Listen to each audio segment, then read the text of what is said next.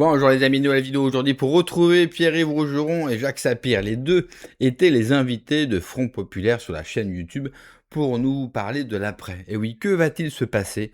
Eh bien, quand Macron va partir, dans quel état va être la France? Et c'est Pierre-Yves qui va nous en parler. Mais juste avant de l'écouter, comme d'habitude, n'oubliez pas de vous abonner, le pouce, le commentaire, le partage, le boost de la vidéo. J'ai posté récemment de grosses vidéos avec beaucoup d'infos sur mon Patreon. Vous avez le lien bien sûr en description. Merci aussi à tous ceux qui m'ont rejoint sur Telegram.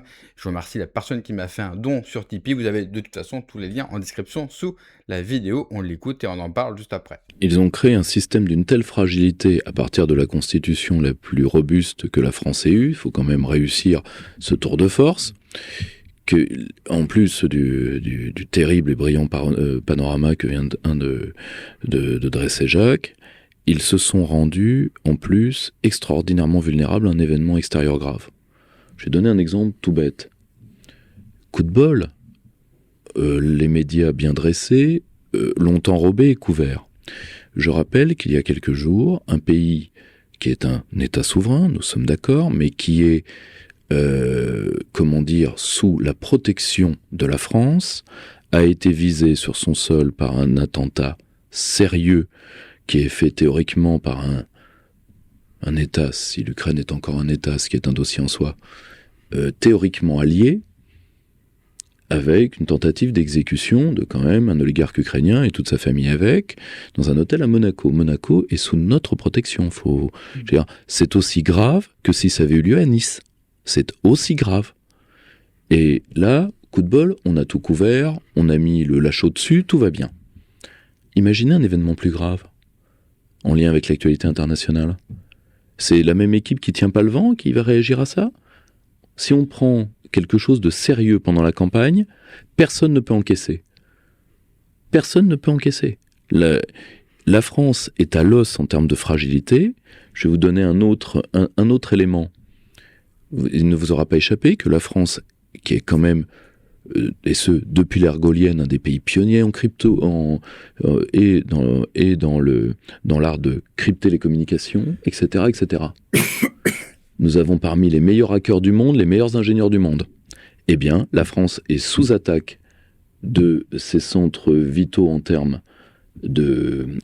d'information et de données depuis des mois. Pour l'instant, on n'est que sur de la rapine numérique. Ok. Et si quelqu'un s'amusait, au lieu de faire de la rapine, à faire du chaos numérique, ce qui n'est pas très compliqué dans des infrastructures sensibles. Vu qu'ils sont déjà arrivés à entrer dans nos domaines parmi les plus sensibles, on parle d'attaques sur les impôts, on parle d'attaques donc sur une partie de nos données les mieux gardées. Quelqu'un qui est capable de ça, imaginons que quelqu'un fasse mumuse, je ne sais pas moi, avec le système d'aiguillage de la RATP.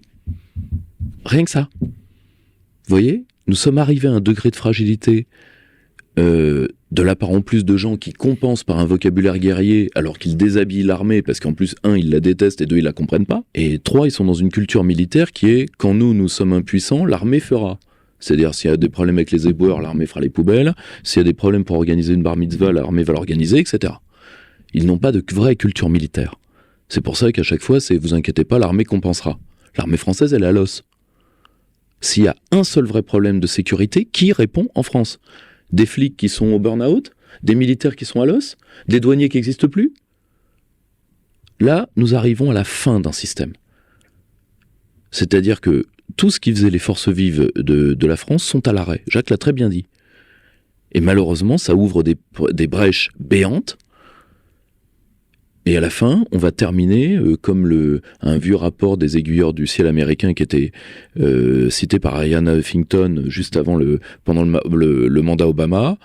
On demandait au chef des aiguilleurs du ciel pourquoi il n'y a pas, vu l'état des aéroplanes aux États-Unis, pays où on transite beaucoup en avion, pourquoi il n'y a pas des crashs tous les jours? Et il répond « The will of God ». Donc, à la fin, pourquoi c'est pas pire en France? C'est coup de chance. Voilà, on en est là aujourd'hui. Imaginez qu'on prenne un pépin.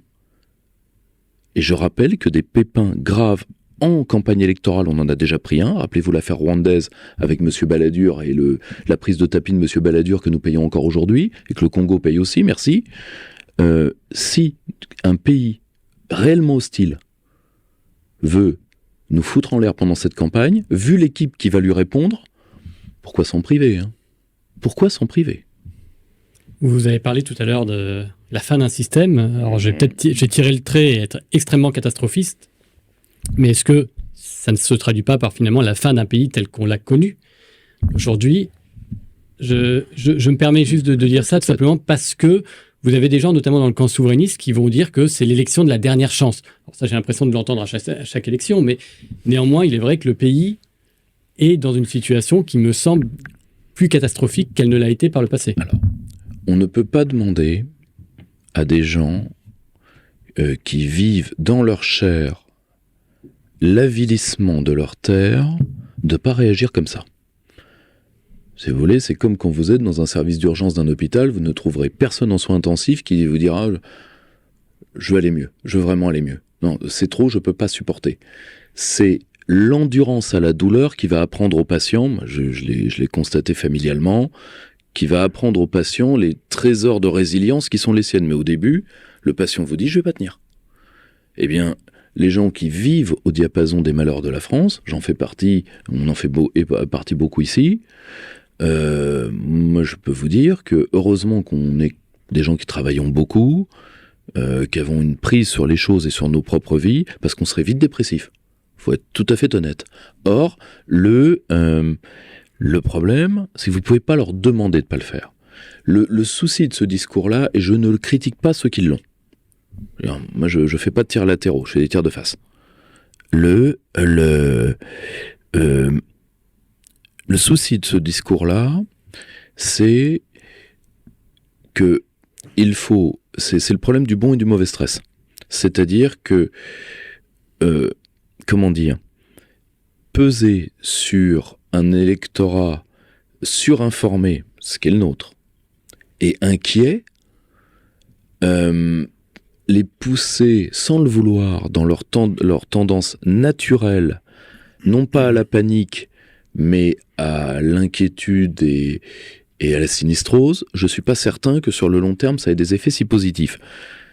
Il faut appeler à l'action, mais à une action très longue, de longue haleine, c'est-à-dire remettre cette élection dans son contexte.